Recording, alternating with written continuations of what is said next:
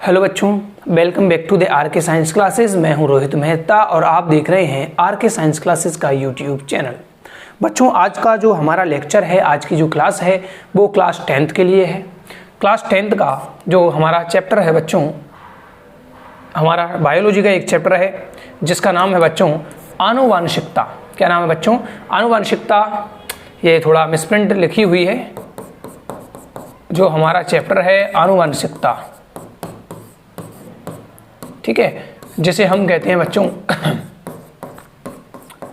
Heredity. और ये जो है वो एक वन शॉट वीडियो होने वाला है, यानी कि इस एक ही वीडियो में, एक ही क्लास में हम पूरे चैप्टर को करने की कोशिश करेंगे। नहीं हो पाता है तो पार्ट 2 इसका आएगा, वन शॉट में ही पार्ट 2 लेकर आएंगे जिसमें हम कंप्लीट चैप्टर करवाएंगे। तो आनुवांशिकता जो चैप्टर है उसके बारे में हम बात करेंगे, जो कि वन शॉट है इस वीडियो के जरिए, इस क्लास के जरिए। देखिए, मैं यहाँ आपको जल्दीबाजी के लिए, यानी कि जल्दी जल्दी रिवीजन कराने के लिए आपके लिए किताब से ही स्लाइडें बनाई हैं मैंने। उनके माध्यम से हम पढ़ने की कोशिश करते हैं क्या है क्या नहीं है, और जहाँ तक उम्मीद है बच्चों आपको क्लियरली समझ में आ जाएगा। और मैं ये बता दूंगा कि आपको ये लाइन याद करनी है, कैसे याद करनी है ये भी मैं बता दूंगा, कौन सी लाइन याद करनी है ये भी मैं बता दूंगा, और जो फोकट की चीज़ें हैं वो हमें याद नहीं करनी है। देखिए बच्चों, हम सबसे पहले थोड़ा सा जानकारी करते हैं कि हमने देखा है कि जनन प्रक्रम द्वारा, देखिए बच्चों यहाँ पर एक प्रक्रम आया है जनन प्रक्रम। तो जनन किसे कहते हैं बच्चों? सबसे पहले परिभाषा बनती है कि जनन किसे कहते हैं। जनन यानी कि जैसे हम इंग्लिश में कहते हैं बच्चों रिप्रोडक्शन। क्या नाम देते हैं बच्चों? रिप्रोडक्शन। तो जनन सबसे पहले तो हमारे पास क्या है, किसे कहते हैं? तो बच्चों हम जानते हैं कि जनन एक वह प्रक्रिया है जिसके द्वारा सजीव अपने जैसी छोटी संतति को जन्म देता है। तो सजीवों की वह क्रिया जिसमें सजीव क्या करते हैं? अपने जैसी छोटी संतति को क्या करते हैं बच्चों? जन्म देते हैं।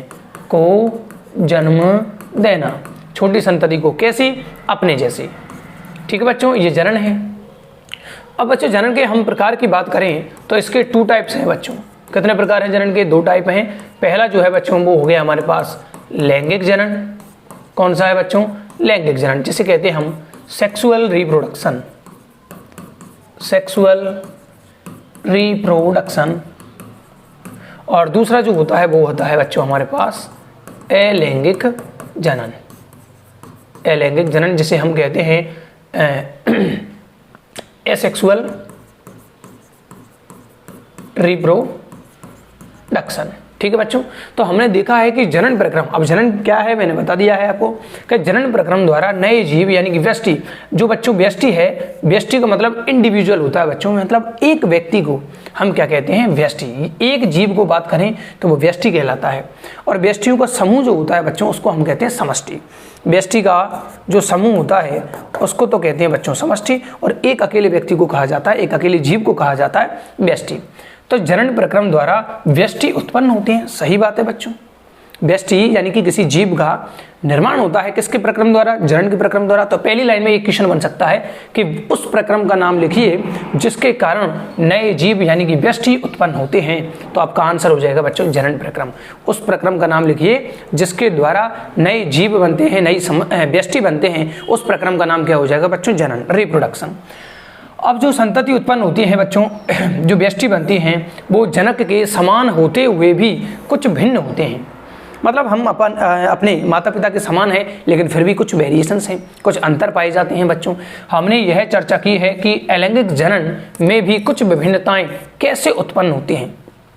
देखिए बच्चों, जो विभिन्नताएं आती हैं, वेरिएशंस जो आते हैं, डिफरेंसेस जो आते हैं, वो आते हैं लैंगिक जनन के द्वारा।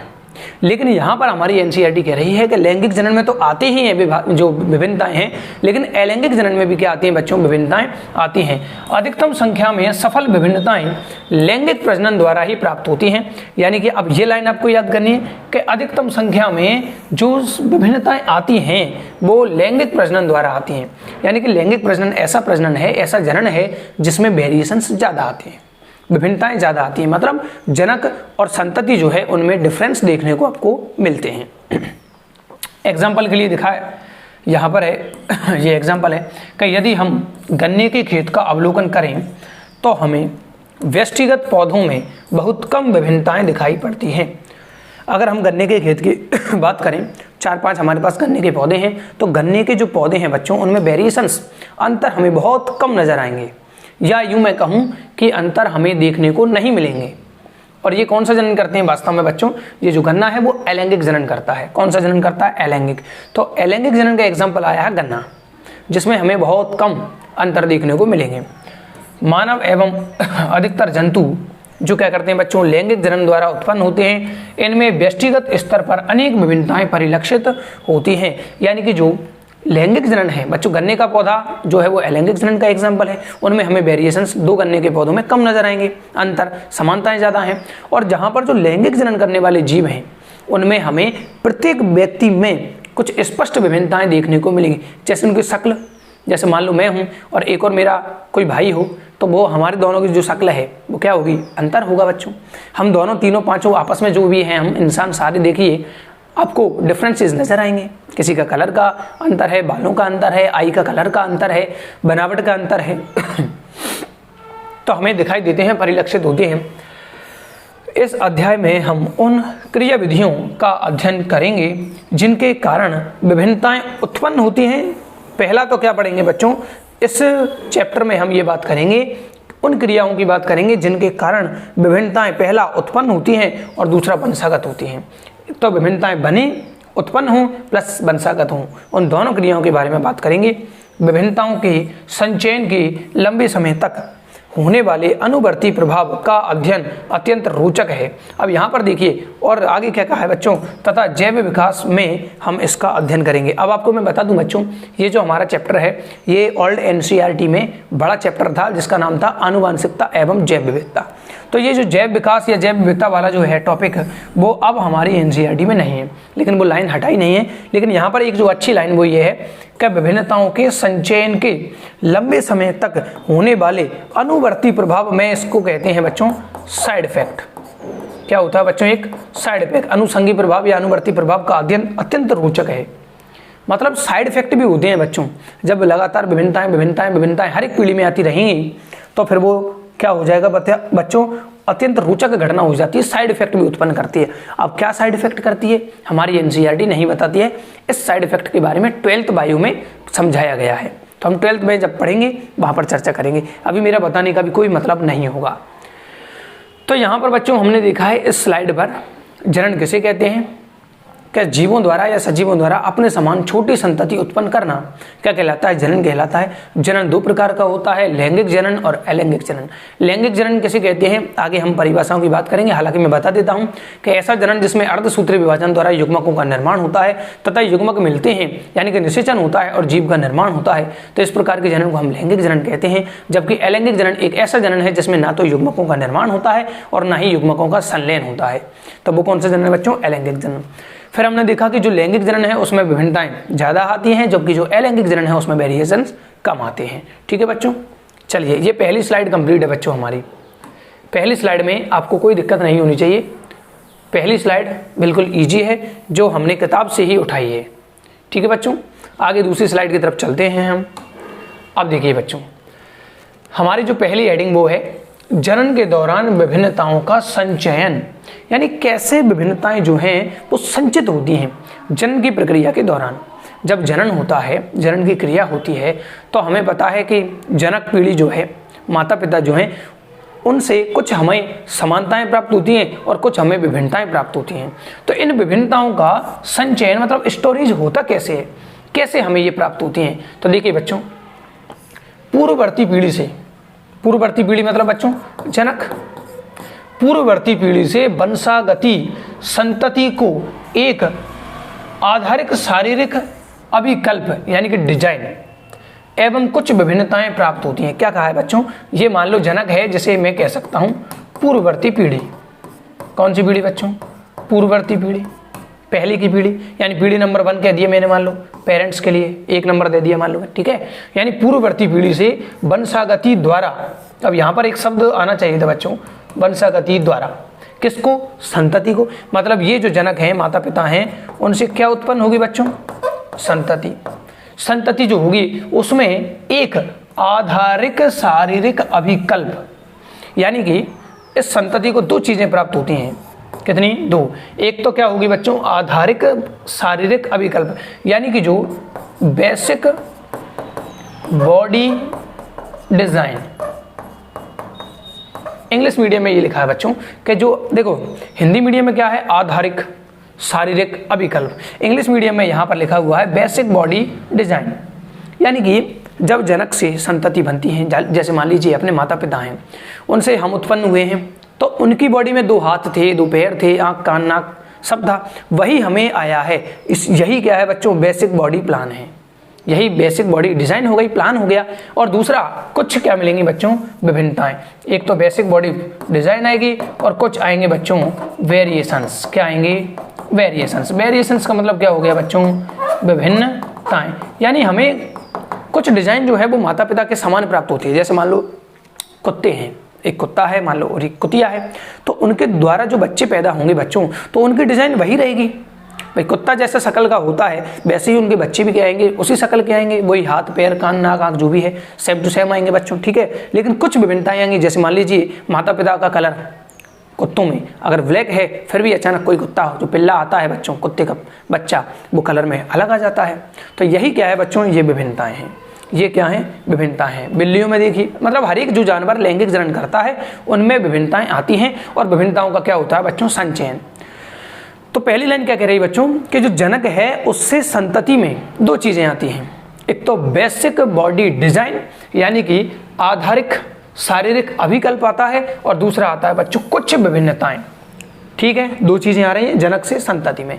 तो पूर्ववर्ती पीढ़ी से वंशागति द्वारा संतति को एक आधारिक अभिकल्प डिजाइन, अभिकल्प यानी कि डिजाइन और कुछ विभिन्नताएं प्राप्त होती हैं। अब जरा सोचिए, आगे देखिए बच्चों एनसीईआरटी क्या कह रही है। अब जरा सोचिए कि इस नई पीढ़ी के जनन का क्या परिणाम होगा। अब मान लो ये जो पीढ़ी है, संतति आई है, जिसे हम F1 पीढ़ी कहेंगे, ये आगे जनन करे तो कौन सी पीढ़ी प्राप्त होगी बच्चों, F2। तो उसमें क्या होगा, तो उसमें बच्चों फिर से वही आएगी, पहला पॉइंट वही प्राप्त होगा, बेसिक बॉडी डिजाइन यानी कि आधारिक शारीरिक अभिकल्प प्राप्त होगा, प्लस कुछ क्या आएंगे, सेम टू सेम कुछ विभिन्नताएं प्राप्त होंगी। तो दूसरी पीढ़ी में पहली पीढ़ी से आहरित विभिन्नताएं, मतलब इसकी जो विभिन्नताएं इसने प्राप्त करी है F1 पीढ़ी ने, वो विभिन्नताएं तो आएंगी, प्लस नई विभिन्नताएं भी आएंगी। तो दूसरी पीढ़ी में क्या आएगी बच्चों, पहली पीढ़ी से आहरित विभिन्नताएं, पहली पीढ़ी ने जो प्राप्त की है विभिन्नताएं वो भी आएंगी, प्लस कुछ नई विभिन्नताएं उत्पन्न होंगी। तो इस प्रकार से एक पीढ़ी से दूसरी पीढ़ी में जब जाते हैं, एक पीढ़ी से दूसरी पीढ़ी की ओर जो जाते हैं, तो उनमें क्या होता है बच्चों, विभिन्नताओं का संचयन होता है। यानी दूसरी पीढ़ी में पहली पीढ़ी की विभिन्नताएं भी आएंगी, और पहली पीढ़ी ने जो बेसिक बॉडी डिजाइन प्राप्त की है अपने जनकों से वो भी आएगा। तो बेसिक बॉडी डिजाइन भी चलेगी, प्लस हमेशा नई नई विभिन्नताएं आएंगी, और प्लस पहले की पीढ़ी की जो विभिन्नताएं हैं वो भी आगे प्राप्त होंगे। मैं दोबारा समझा देता हूँ बच्चों। मान लो ये पेरेंट्स हैं, फिर उससे आती है F1 पीढ़ी, और मान लीजिए F1 पीढ़ी भी जनन द्वारा प्राप्त करती है बच्चों F2 पीढ़ी। तो इससे एक पहली चीज तो क्या आ रही है बच्चों, basic body design, basic body design. और दूसरा क्या आ रही है बच्चों, इसमें नई विभिन्नताएं, नई वेरिएशंस आ रहे हैं। अब इस F2 पीढ़ी में क्या आएगा बच्चों, इसके द्वारा जो विभिन्नताएं प्राप्त की हैं वो भी आएंगी, प्लस कुछ नई विभिन्नताएं भी आएंगी। और ये बेसिक बॉडी डिजाइन है वो तो आना ही है। ठीक है बच्चों, क्लियर है बच्चों। तो इस प्रकार क्या होता है, जो है इस प्रकार से संततियों में क्या होता है, विभिन्नताओं का संचयन होता है। क्लियर है बच्चों। अब इसको हम एक एग्जाम्पल द्वारा समझते हैं। जीवाणुओं का एक एग्जाम्पल हमारी बुक में दिया हुआ है।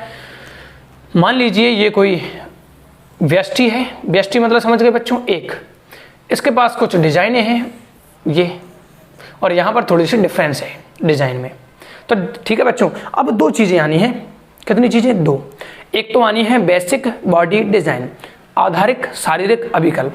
तो देखिए बच्चों, इससे आई अपने पास ये 2 पीढ़ी, जो ये हमारे पास मान लीजिए 2 व्यक्ति जो दिखाई दे रहे हैं, ये है हमारी F1 पीढ़ी। तो देखिए बच्चों, राउंड, बीच में राउंड है, ये तीनों संरचना एक जैसी हैं, और चौथा यहाँ आयताकार संरचना थी वो आयताकार संरचना है।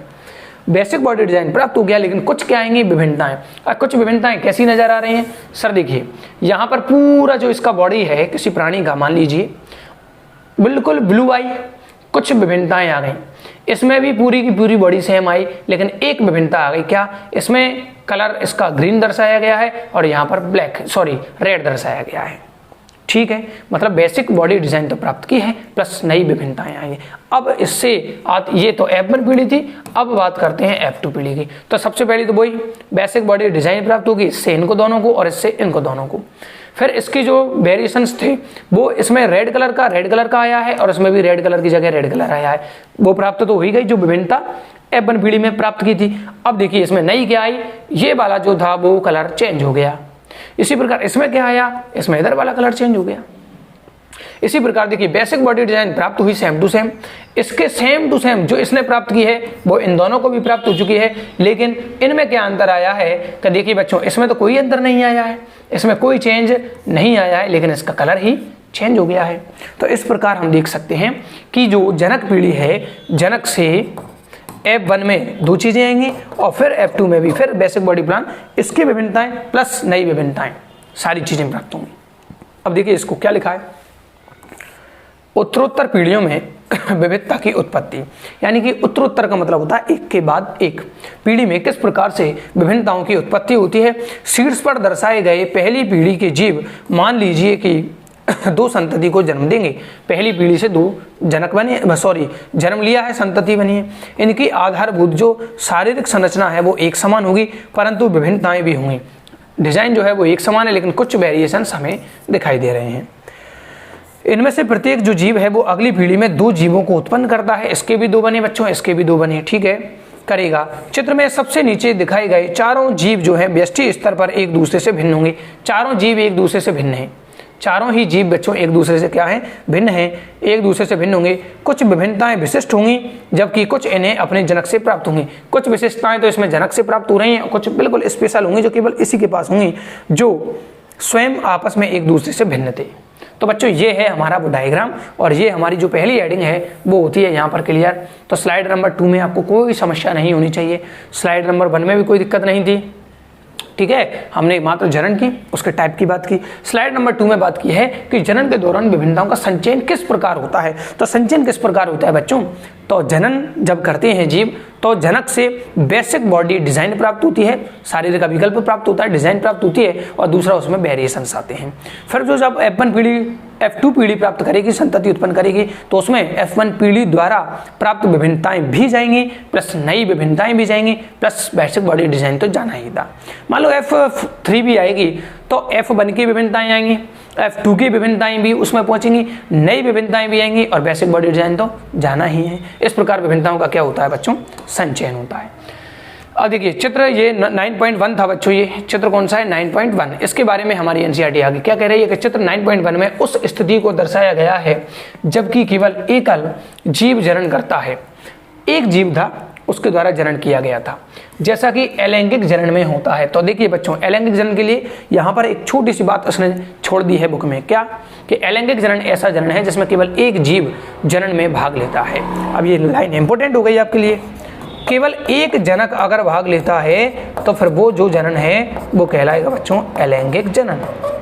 कौन सा जनन, अलैंगिक जनन। तो अलैंगिक जनन इससे पहले वाले चैप्टर में हम पढ़ते हैं लैंगिक जनन क्या है, अलैंगिक जनन क्या है। तो अलैंगिक जनन में केवल एक जनक भाग लेगा, जबकि लैंगिक जनन में दो जनक क्या लेते हैं, भाग लेते हैं, ठीक है बच्चों। अलैंगिक जनन में यदि एक जीवाणु, अब देखो जीवाणु की बात कर रहे हैं बच्चों, यदि एक जीवाणु विभाजित होता है, एक जीवाणु है जो विभाजित हो रहा है, पिछले चित्र की बात कर रहे हैं, तो परिणामतः दो जीवाणु उत्पन्न होती है, सही बात है। जो पुनः विभाजित होकर चार व्यष्टि अकेला है ना, एक के लिए अकेला कहते हैं, चार क्या बने बच्चों, जीवाणु उत्पन्न करेंगे जिनमें आपस में बहुत अधिक समानताएं होंगी, आपस में तो बहुत अधिक समानताएं होंगी, उनमें आपस में बहुत कम अंतर होगा। देखिए बच्चों बहुत ज्यादा तो क्या है, समानता है, सबकी बेसिक बॉडी जो डिजाइन है वो सेम है। अंतर कितना सा है, आपको देखिए अंतर कितना सा दिखाई दे रहा है बच्चों, यहाँ पर नए चेंजेस आए हैं, तो अंतर इनमें क्या होता है बच्चों, अलैंगिक जनन में बहुत कम अंतर आता है। ये याद ही करें आप, अलैंगिक जनन में अंतर जो है वो बहुत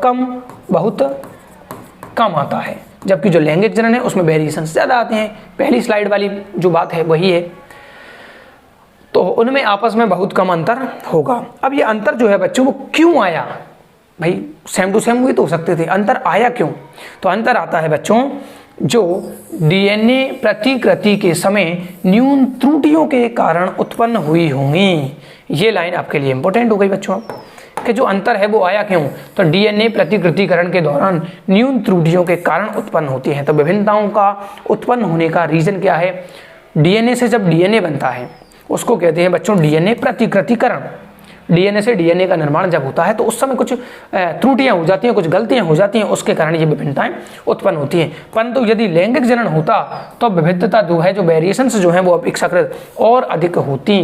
तो हमने देखा है कि लैंगिक जनन जो है उसमें वेरिएशंस ज़्यादा आते हैं अलैंगिक जनन की तुलना में। तो अलैंगिक जनन में जो थोड़ी बहुत वेरिएशंस आए हैं उसका कारण क्या है, डीएनए से डीएनए बनने के दौरान कुछ न्यून त्रुटियां, कुछ गड़बड़ियां हो जाती हैं, उसके कारण क्या होता है, ये आती हैं। अब ये गड़बड़ क्या है बच्चों, ये 11th क्लास में हम सीखेंगे। जब डीएनए से डीएनए का निर्माण होता है तो कुछ गड़बड़ियां होती हैं, कहाँ होती हैं, कैसे होती हैं, वो 11th में पूरी क्रियाविधि है। जब हम कोशिका विभाजन पढ़ेंगे तो वहाँ पर इसको देखेंगे हम। इसके विषय में हम आनुवांशिकता के नियमों की चर्चा के समय देखेंगे। तो और अधिक जानकारी जो है वो हम आनुवांशिकता के जो नियम हैं जब उनका अध्ययन करेंगे तो वहाँ पर हम इनको देखेंगे। चलिए बच्चों आगे देखते हैं। क्या किसी स्पीसीज में, क्या किसी स्पीसीज को कहते हैं बच्चों जाति, ठीक है, क्या किसी जाति में इन सभी विभिन्नताओं के साथ रहने के साथ अपने अस्तित्व में रहने की संभावना एक समान है? क्या मतलब ये सारी जो विभिन्नताएं आ रही हैं, जो विभिन्नताएं एक पीढ़ी से दूसरी पीढ़ी में चलती जा रही हैं, कि सारी की सारी जो विभिन्नताएं हैं वो किसी एक जीव में रह सकती हैं? तो आपका आंसर होगा बच्चों नहीं, क्योंकि नई नई आती चलेंगी उस जीव में। अभी तो वो जीव बनेगा तो उसमें नई आएंगी, उससे जो संतति आएगी उसमें फिर से नई आएंगी। तो सारी विविधताएं जो हैं वो अच्छी नहीं होती। ये भी याद रखें कि जो विभिन्नताएं हैं वो हमेशा अच्छी नहीं होंगी। अगर विभिन्नता जो आ रही हैं, वेरिएशंस जो आ रहे हैं, वो अगर कहीं किसी कोशिका को डैमेज करने वाला उत्परिवर्तन हो जाए, चेंज हो जाए, उत्परिवर्तन जिसे हम कहते हैं, तो वो कोशिका या वो जीव है वो मर भी सकता है। इसलिए विभिन्नताएं एक जीव में सारी की सारी विभिन्नताएं दिखाई नहीं देंगी। तो निश्चित रूप से नहीं। तो मतलब इसका आंसर क्या है बच्चों, नहीं है इसका आंसर। किसका, क्या किसी स्पीसीज यानी जाति में सभी विभिन्नताओं के साथ अपने अस्तित्व में रहने की संभावना एक समान है? क्या किसी जाति में ये सारी की सारी विभिन्नताएं रह सकती हैं? आंसर क्या है, नहीं। प्रकृति की विविधता के आधार पर विभिन्न जीवों को विभिन्न प्रकार के लाभ हो सकते हैं। अब देखिए क्या कह रहा है कि प्रकृति में, ठीक है भाई, विभिन्न सारे प्रकार के जीव जंतु पाए जाते हैं, उनमें विभिन्न सारी विभिन्नताएं हमें देखने को मिल सकती हैं। विभिन्न जैसे कलर का, उनके भोजन का, विभिन्न सारे अंतर हमें देखने को मिल जाएंगे। तो विभिन्न प्रकार के लाभ हो सकते हैं, जीवों को विभिन्नताओं के लाभ हो सकते हैं। एग्जाम्पल जैसे देखिए यहाँ पर एग्जाम्पल दिया हुआ है कि जीवों को, लाइन तो समझ में आ रही है बच्चों, कि जीवों को जैसे जैसे उनमें चेंजेस आते हैं वो उनके लिए फायदेमंद हो सकते हैं। जैसे मान लीजिए अभी मैं हूँ, मुझे लग रही है, मान लो सर्दी का मौसम है अपना, अब मुझे ऐसा कोई चेंज आ जाए मेरे में, ऐसा उत्परिवर्तन हो जाए, ऐसी वेरिएशन आ जाए मेरे में कि मुझे सर्दी का एहसास हो ही ना, तो मुझे सर्दी लगने के चांस क्या होंगे बच्चों, कम। तो मुझे क्या हो गया, सर्दी से फायदा हो गया। तो चेंजेस जो हैं वो फायदेमंद हो सकते हैं। वेरिएशंस जो आ रहे हैं उससे, देखिए बच्चों, विविधता के आधार पर विभिन्न जीवों को विभिन्न प्रकार के लाभ हो सकते हैं। वेरिएशंस जो आएंगे उससे फायदे भी हो सकते हैं। जैसे कि देखें बच्चों, उष्णता। अब उष्णता का मतलब क्या है बच्चों, गर्मी, यानी कि गर्मी कह दीजिए या टेम्परेचर को।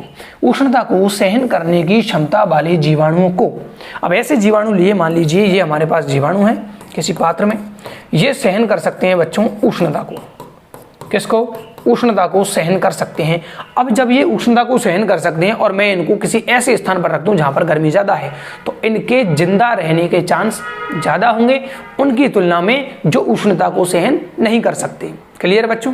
तो देखिए, उष्णता को सहन करने की क्षमता वाले जीवाणुओं को अधिक गर्मी से बचने की संभावना अधिक होगी। उष्णता को सहन कर सकते हैं, गर्मी को सहन कर सकते हैं। अगर उनको गर्मी में रख दिया जाए तो वो सहन कर लेंगे उसको। उसकी चर्चा हम पहले कर चुके हैं, देख चुके हैं। पर्यावरण कारकों द्वारा उत्तम परिवर्तन का चयन जैव विकास प्रक्रम का आधार बनाता है, जिसकी चर्चा हम आगे करेंगे। अब बच्चों, अब आपके लिए एक इम्पोर्टेंट लाइन आ रही है, क्या कि पर्यावरण जो कारक हैं उनके द्वारा हमेशा प्रकृति में किसका चुनाव किया जाएगा, उत्तम परिवर्तन का। सबसे बढ़िया जो परिवर्तन होगा, सबसे बढ़िया परिवर्तन का मतलब हो गया बच्चों म्यूटेंट का चयन करेगी। मतलब प्रकृति, देखिए बच्चों ध्यान से समझना, मान लो इस प्रकृति में एक कुतिया के द्वारा फीमेल के द्वारा 12 बच्चों को जन्म दिया जाता है। कितने हो गए बच्चों, 12 बच्चे हैं। अब 12 बच्चों में मान लीजिए 2 तो हैं मोटे और उनमें से कुछ मान लो 10 हैं पतले, दुबले पतले हैं मतलब, ठीक है, उनका शरीर थोड़ा सा कमजोर है। अब देखिए जब मान लो, अब देखिए सबसे पहले 12 बच्चे हैं, सर्दी के मौसम में बच्चे पैदा होते हैं कुत्तों में, तो 12 बच्चों में से देखिए कुछ तो सर्दी लगने के कारण नष्ट हो जाएंगे, तो 12 में से बच्चों मान लीजिए 2 बच्चे मृत हो गए, तो अब कितने बच्चे बच्चों, 10 उसके पास बच्चे बचे। अब कुछ तो मोटे हैं कुछ पतले हैं, उनमें से सर्वाइव करने की क्षमता किसकी ज़्यादा होगी बच्चों, मोटों की, मतलब अच्छे जो हेल्दी हैं उनके सर्वाइव जीवित रहने की क्षमता क्या होगी, ज़्यादा होगी। अब मान लीजिए किसी दूसरे कुत्ते के झुंड ने उन पिल्लों पर, कुत्ते के बच्चों पर अटैक किया, तो वो कुत्ता जिंदा रहेगा जो सबसे तेज भाग जाएगा या जिसमें ज़्यादा दिमाग हो तो वो कहीं जाकर छुप जाए, उसके जिंदा रहने के चांस क्या होंगे, ज़्यादा। तो ये प्राकृतिक कारक हैं कि सर्दी का पड़ना, कभी कभी कुत्ता उनको खुद खा लेते हैं, वो है दूसरे कुत्तों का झुंड हो या कोई लकड़बग्गा वगैरह कुछ खा जाए। तो इस प्रकार प्रकृति क्या कर रही है, कुत्तों की संख्या को कम करने की कोशिश कर रही है, लेकिन वो कुत्ता, वो पिल्ला जिंदा रहेगा जो सरवाइव कर पाएगा, कुत्तों के अटैक से बच पाएगा, लकड़बग्गों या भेड़ियों के अटैक से बच पाएगा, इस सर्दी से बच पाएगा, जो लड़ेगा वो बचेगा। तो यही है जैव विकास का क्या बनेगा, आधार। जिंदा वो रहेगा जो सबसे बढ़िया होगा, बस सबसे बढ़िया कोई कहते हैं हम उत्तम परिवर्त, सबसे बढ़िया कोई क्या कहते हैं हम, उत्तम परिवर्त। अब लाइन समझ में आएगी आपको। पर्यावरण कारक जो हैं उनके द्वारा उत्तम परिवर्त का चयन किया जाता है, सबसे बढ़िया जो होगा, विरोध करेगा, प्रकृति के साथ खुद को अनुकूलित कर लेगा, बस वही क्या है, उत्तम परिवर्त है, और उसी का क्या किया जाएगा, पर्यावरण द्वारा इसका चयन किया जाएगा, जिसको प्राकृतिक वर्ण कहते हैं, 12th में है। और ये जो उत्तम परिवर्त का चयन किया गया है यही किसका आधार बनता है बच्चों, जैव विकास प्रक्रम का आधार बनता है। तो आपको ये रिक्त स्थान में बहुत बेहतरीन प्रश्न बन सकता है कि प्राकृतिक कारकों द्वारा, खाली स्थान दे देगा, का चयन जैव विकास प्रक्रम का आधार बनता है। तो खाली स्थान में क्या आएगा बच्चों, उत्तम परिवर्त, या फिर कह दे कि पर्यावरण कारकों द्वारा उत्तम परिवर्त का चयन खाली स्थान प्रक्रम का आधार बनता है, तो जैव विकास, उत्तम परिवर्त, जैव विकास। या फिर वो ऐसे कह दे वन लाइनर में कि जैव विकास का या जैव विकास प्रक्रम का आधार क्या है, तो पर्यावरणीय कारकों द्वारा किसका चयन, उत्तम परिवर्त का चयन करना ही जैव विकास का आधार है। ये बहुत अच्छा प्रश्न बन सकता है। अगर पेपर बनाने वाला सोचे कि मुझे बच्चों का प्रश्न गलत कराना है, नंबर नहीं आने देना है, तो ये बहुत बेहतरीन प्रश्न है उसके लिए। ठीक है बच्चों, चलिए क्लियर है बच्चों, इतना आगे चलते हैं। पहली हेडिंग कंप्लीट हो चुकी है बच्चों। पहली हेडिंग हमारी क्या थी, हमारी पहली हेडिंग है जो जनन है उसके दौरान विभिन्नताओं का किस प्रकार संचयन होता है, एग्जाम्पल द्वारा समझा था, और फिर हमने देखा था कि क्या सारी जो विभिन्नताएं हैं वो एक जाति में हो सकती हैं, तो आंसर था नहीं। अब देखिए बच्चों, अब हम बात करेंगे आनुवांशिकता की यानी हेरिडिटी की। तो देखिए बच्चों कि जनन प्रक्रम का सबसे महत्वपूर्ण परिणाम संतति के जीवों के समान डिजाइन यानी अभिकल्पना का होना है। अब ये भी बहुत अच्छा प्रश्न है बच्चों कि जो जनन प्रक्रम है, जनन की जो क्रिया है, उसका सबसे महत्वपूर्ण परिणाम क्या है। जब अब देखो बच्चों, जब जनक हैं वो जनन करेंगे तो उनके जैसी संतति प्राप्त होगी। सही बात है बच्चों। तो जनन प्रक्रम का सबसे महत्वपूर्ण परिणाम क्या है, संतति के जीवों का समान डिजाइन का होना। जितनी भी संतति है उनके डिजाइन यानी बेसिक बॉडी प्लान या बेसिक बॉडी डिजाइन जो है वो सेम होगी। जानवरों जैसे दिखती है, गाय है तो गाय जैसे बछड़े पैदा होते हैं, है ना, भैंस है तो भैंस जैसे, मानव है तो मानव जैसे, कुत्ते हैं तो कुत्ते जैसे, हाथी है तो हाथी जैसे। तो बेसिक बॉडी जो डिजाइन है उसका प्राप्त होना जनन प्रक्रम का सबसे महत्वपूर्ण परिणाम है। आनुवांशिकता नियम इस बात का, अब ये भी बहुत बढ़िया प्रश्न बनेगा कि इस बात का निर्धारण कौन करता है कि कुत्ते के बच्चे कुत्ते जैसे दिखाई देंगे, मानव के बच्चे मानव जैसे दिखाई देंगे। तो इसका निर्धारण करते हैं बच्चों आनुवांशिकता के नियम। आनुवांशिकता का नियम इस बात का निर्धारण करते हैं कि जिनके द्वारा विभिन्न लक्षण पूर्ण विश्वसनीयता के साथ वंशागत होते हैं, पूर्ण विश्वसनीयता के साथ जैसे लक्षण है वैसे के वैसे जाएंगे। इसका निर्धारण कौन करता है, आनुवांशिकता का नियम। ये भी दोनों बढ़िया प्रश्न बन सकते हैं बच्चों। ठीक है, आइए इन नियमों का हम ध्यानपूर्वक अध्ययन करें। तो देखिए अब इसमें सबसे पहले हेडिंग आ रही है बच्चों वंशागत लक्षण। अब वंशागत लक्षण किसे कहते हैं बच्चों, ये मान लीजिए हमारे पास जनक है, जनक से आएगी हमारे पास F1 पीढ़ी, और F1 पीढ़ी से आएगी बच्चों हमारे पास F2 पीढ़ी जनरेशन। तो इनसे जनकों से लक्षण F1 पीढ़ी में जाते हैं, F1 से F2 पीढ़ी में जाते हैं। तो जो लक्षण जाते हैं उनको ही कहते हैं हम वंशागत लक्षण, यानी वे लक्षण जो एक पीढ़ी से दूसरी पीढ़ी में जाते हैं क्या कहलाते हैं? वंशागत लक्षण कहलाते हैं। देखिए, वास्तव में समानता एवं विभिन्नताओं से हमारा क्या अभिप्राय है? तो भैया समानता और विभिन्नता से हमें क्या मतलब पता चल रहा है? तो समानता का मतलब तो हो गया बच्चों जनकों के समान होना, संतति का, और विभिन्नता का मतलब हो गया कि जो जनक हैं उनसे कुछ अंतर लेकर पैदा हुई है कौन? संतति। ठीक है बच्चों, तो वास्तव में समानता और विभिन्नताओं से ही हमारा अभिप्राय हो गया। हम जानते हैं कि शिशु में मानव के सभी आधारभूत लक्षण होते हैं। इस शिशु में सभी मेन के जो कैरेक्टर हैं, जैसे कि सिर, हाथ, पैर, जीभ, आमाशय, पेट सब होना है, तो वो क्या होगा बच्चों कि हम जानते हैं कि मानव के सभी जो आधारभूत बेसिक लक्षण से हैं वो होंगे। फिर भी यह पूर्ण रूप से अपने जनकों जैसा दिखाई नहीं पड़ता है, लेकिन फिर भी एक जैसा तो नहीं दिखाई देते, तथा मानव समष्टि में यह विभिन्नता स्पष्ट दिखाई देती है। अब बच्चों यहाँ पर नया शब्द आ गया आपके पास, समष्टि। समष्टि को कहते हैं बच्चों पॉपुलेशन। क्या कहते हैं इसको? समष्टि। और एक आया था बच्चों हमारे पास व्यष्टि। व्यष्टि का मतलब होता है इंडिविजुअल। स्पेलिंग क्या है बच्चों? इंडिविजुअल। स्पेलिंग में गड़बड़ लग रही है मुझे बच्चों। मतलब एक व्यक्ति, एक व्यक्ति को हम क्या कहेंगे बच्चों? एक व्यष्टि कहते हैं। तो व्यक्ति यानी व्यष्टि मिलकर किसका निर्माण करते हैं बच्चों? पॉपुलेशन का निर्माण करते हैं। तो हम देखते हैं कि मानव समष्टि में जो वेरिएशंस हैं वो स्पष्ट रूप से दिखाई देते हैं। एक व्यक्ति में तो हम स्पष्ट देख नहीं सकते, भाई मेरी तुलना करने के लिए भी तो कोई हो, तो जब हम दो जनों की तुलना करेंगे तो फिर हमें वेरिएशंस देखने को मिलेंगे। ठीक है बच्चों, इस स्लाइड में ऐसा कुछ नहीं है खास, 2 ही लाइन याद करनी है। क्रियाकलाप 9.1 है। यहाँ पर अपनी कक्षा के सभी छात्रों के कान का अवलोकन करो, कान देखना है आपको। ऐसे छात्रों की सूची बनाइए जिनकी कर्णपाली ईयर लॉब जिसे कहते हैं स्वतंत्र हो। अब बच्चों ये देखिए, यहाँ पर ये जो कान का निचला पार्ट है, ये निचला पार्ट जो है बच्चों वो फ्री है, इसको निचले पार्ट को कहते हैं बच्चों कर्णपाली।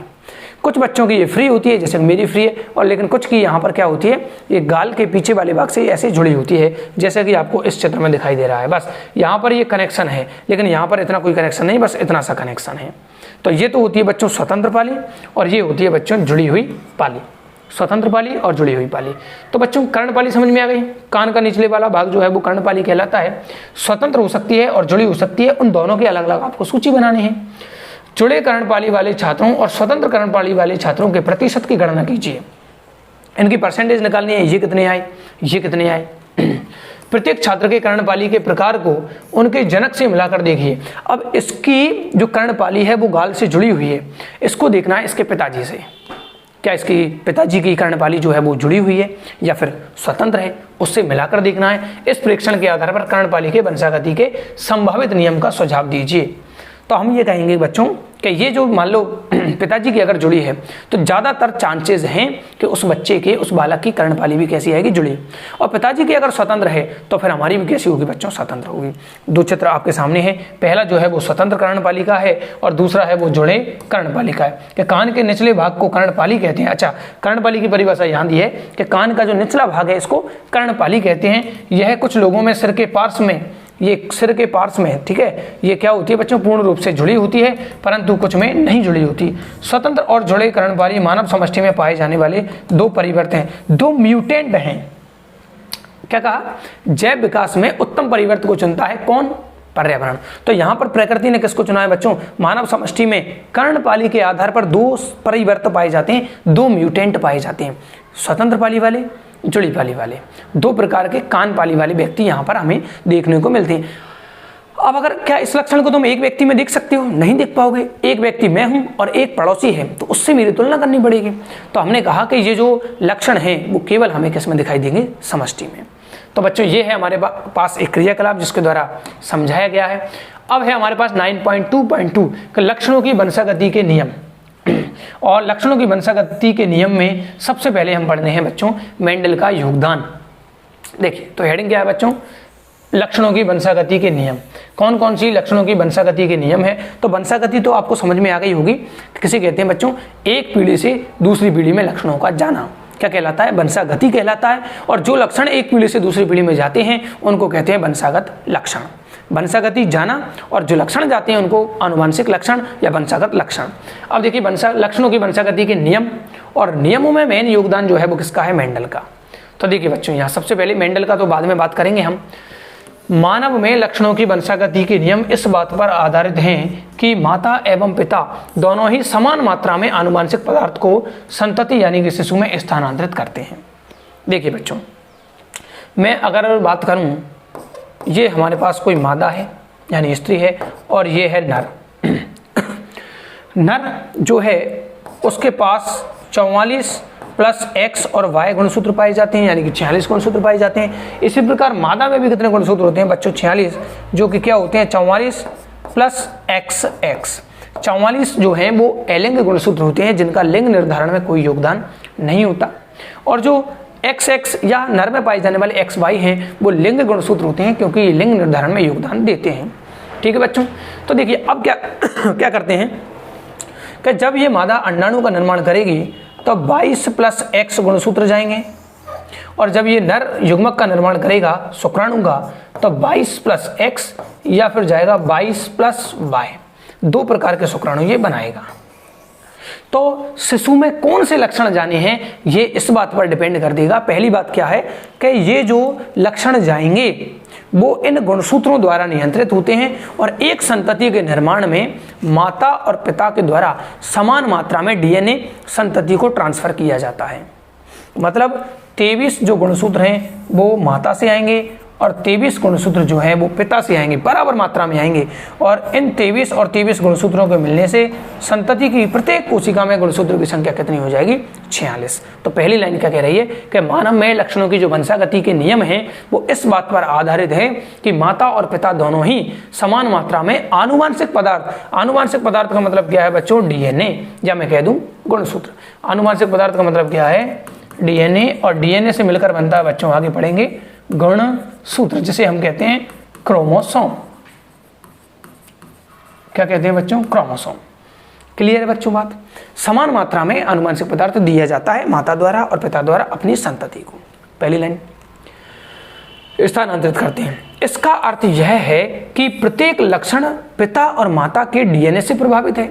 मैंने अभी क्या कहा? जो भी लक्षण आएगा वो डीएनए डिसाइड करेगा या गुणसूत्र डिसाइड करेगा।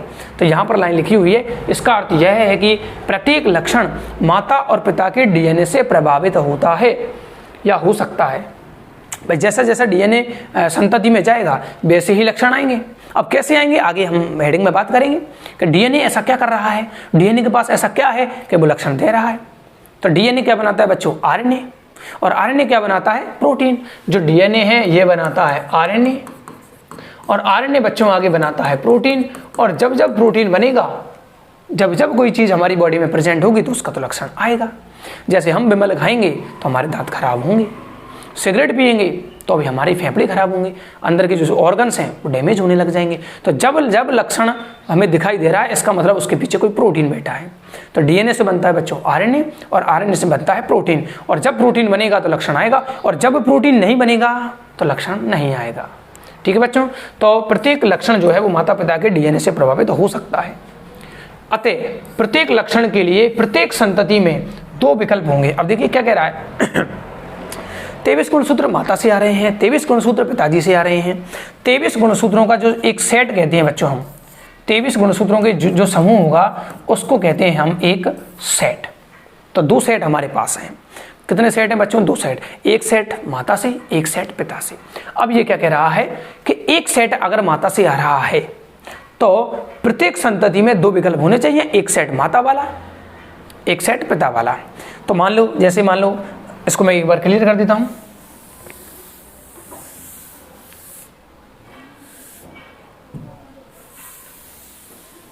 क्या कह रहा है बच्चों? मान लीजिए ये पिताजी वाला पहला गुणसूत्र, ये माताजी वाला पहला गुणसूत्र, ये पहला गुणसूत्र, ये पहला गुणसूत्र, ये है पिताजी वाला मान लो, और ये है माता वाला मान लिया हमने। तो जब ये संतति बनेगी तो इसमें दोनों ही गुणसूत्र आएंगे, ये वाला भी है और ये वाला भी है। तो क्या कहा है कि प्रत्येक संतति में 2 विकल्प होने चाहिए, 2 ऑप्शन होने चाहिए, एक पिताजी वाला भी बैठा है और एक माताजी वाला भी बैठा है। फिर संतान में कौन सा लक्षण परिलक्षित होगा, तो माता वाला भी आ रहा है, पिता वाला भी आ रहा है, लेकिन बेटे में प्रकट कौन सा होगा, तो बच्चों वो प्रकट होगा जैसा अभी मैंने बताया, क्रोमोसोम है यानी गुणसूत्र है, वो किसका बना है, डीएनए का। डीएनए आगे जब लक्षण बनाने के लिए काम करता है तो बीच में बनाता है वो आरएनए, और आरएनए बनाता है प्रोटीन। तो जिसका प्रोटीन बनेगा उसके लक्षण आएंगे, और जिसका प्रोटीन नहीं बनेगा, जिसका गुणसूत्र या जिसका डीएनए प्रोटीन नहीं बना पाएगा, उसके लक्षण नहीं आएंगे। क्लियर सी बात है बच्चों।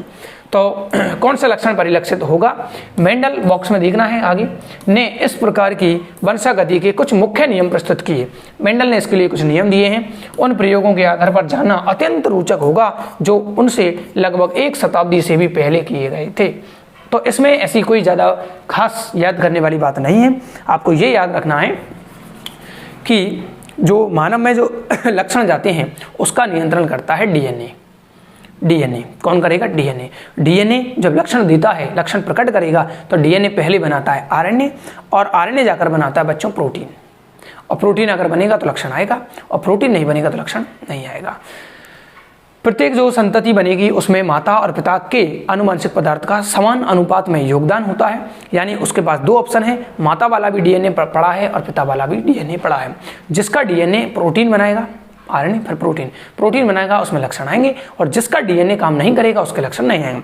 जैसे मान लो मेरी शक्ल मेरे पिताजी से मिलती जुलती है, मेरी शक्ल किससे मिलती जुलती है, मेरे पिताजी से, तो इसका मतलब पिताजी के जो डीएनए था उस पर डीएनए ने आरएनए बनाया और आरएनए बनाया प्रोटीन, तो पिताजी वाले प्रोटीन बनी, पिताजी वाले ने जो डीएनए था उसने प्रोटीन बनाया तो लक्षण आ गए पिताजी वाले।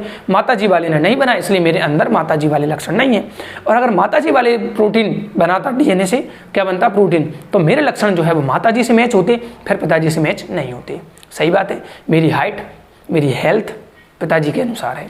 ठीक है, आगे चलते हैं बच्चों। ग्रेगर जॉन मेंडल, कभी कभी तो मेंडल का पूरा नाम पूछ लेते हैं। ये मेंडल जो है बच्चों, कभी कभी तो मेंडल का पूरा नाम पूछ लिया जाता है। ग्रेगर जॉन मेंडल, इनका जो जन्म हुआ वो 1822 में हुआ और 1884 में इनका निधन हुआ।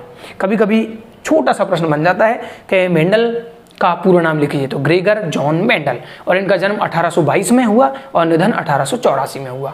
देखिए बच्चों, मेंडल की प्रारंभिक शिक्षा एक गिरजाघर में हुई, एक चर्च में हुई थी इनकी जो प्रारंभिक शिक्षा है वो, तथा वह विज्ञान और गणित के अध्ययन के लिए वियना यूनिवर्सिटी यानी विश्वविद्यालय गए। वियना ये ऑस्ट्रिया के हैं बच्चों। वैसे इनका जन्म जो है वो 22 जुलाई 1822 को हुआ था, ऑस्ट्रिया में हुआ था। ऑस्ट्रिया क्या है बच्चों, देश है। मैं कह रहा हूँ ऑस्ट्रिया, नॉट ऑस्ट्रेलिया। ऑस्ट्रिया एक यूरोप महाद्वीप में देश है, तो वहाँ पर जो यूनिवर्सिटी है वो है वियना यूनिवर्सिटी। वहाँ पर ये गणित और विज्ञान के अध्ययन के लिए गए, लेकिन अध्यापन हेतु सर्टिफिकेट की परीक्षा में ये असफल हो गए। मतलब पढ़ाने के लिए जो डिग्री करनी पड़ती है, जैसे आजकल चल रही है बीएड वगैरह, हो सकता है उस देश में कुछ और चलती हो, तो उस सर्टिफिकेट में ये क्या हो गए, फेल। लेकिन उनकी जो वैज्ञानिक खोज की प्रवृत्ति थी, उनकी आदत थी, वो दब नहीं सकी। उनको लगता था कि मैं कुछ चीज़ खोजूं, नई चीज़ का ढूंढूं, पता लगाऊं। उसकी जो प्रकृति थी उसमें कोई चेंज नहीं आया। वह अपनी मॉनेस्ट्री में वापस गए, जो चर्च वगैरह है वहाँ पर वापस गए, और मटर पर भी प्रयोग करना प्रारंभ कर दिया। किस पर बच्चों, मटर पर। मटर का वानस्पतिक नाम आपको याद करना है, पाइसम सैटाइवम।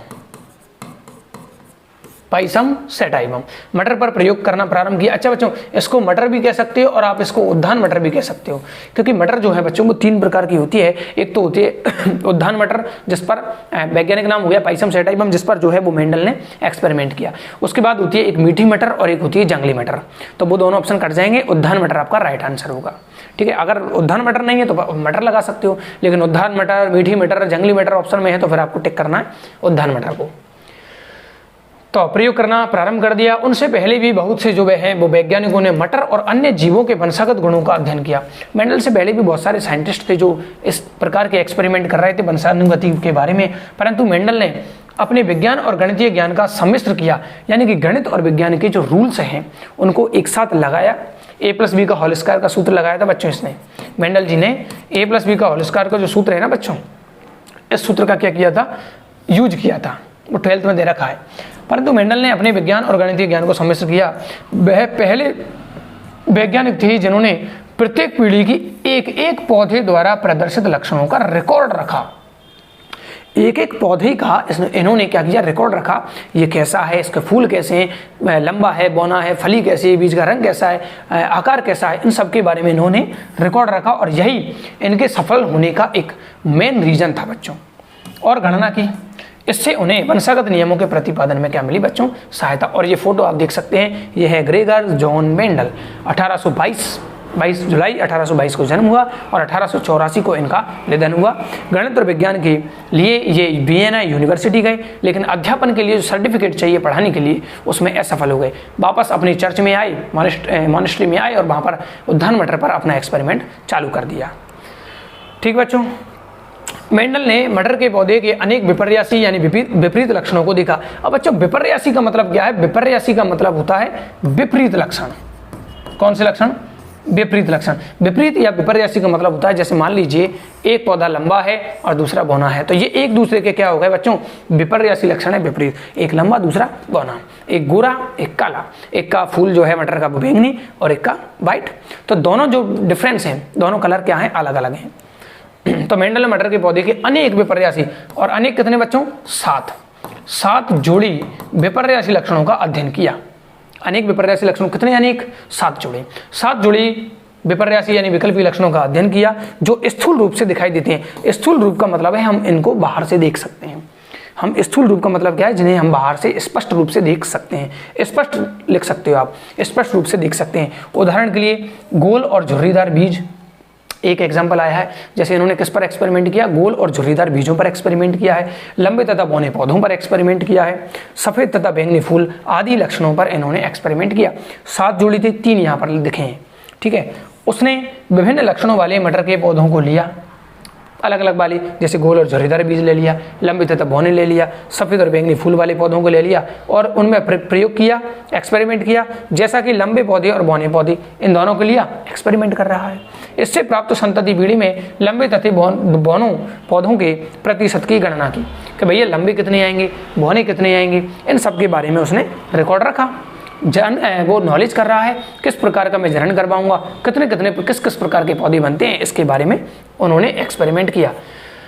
तो बच्चों 9 स्लाइड तो हो चुकी हैं, टोटल स्लाइडों की संख्या है हमारे पास 20। अब ये एक एक्सपेरिमेंट है, इसको हम अगली वीडियो में समझने की कोशिश करेंगे, क्योंकि ऑलरेडी जो वीडियो है वो 47 मिनट का हो चुका है और मेरा भी स्कूल जाने का टाइम हो रहा है। इसलिए मिलते हैं बच्चों अगले लेक्चर में। अगला लेक्चर भी लगभग 1 आध घंटे का आएगा, यानी कि 2 घंटे की या 2.25 घंटे मान लीजिए, 2.5 घंटे मान लीजिए, 2.5 घंटे की इस क्लासों के जरिए आपका जो चैप्टर नंबर जो आनुवांशिकता है, चैप्टर नंबर जो 9 है ओल्ड एनसीईआरटी के अनुसार और 8 है न्यू एनसीईआरटी के अनुसार, वो हमारा कंप्लीट हो जाएगा। ठीक है बच्चों, 2.5 घंटे में ओनली। तो मिलते हैं बच्चों अगली वीडियो में, तब तक के लिए जय हिंद, जय भारत, जय श्री राम।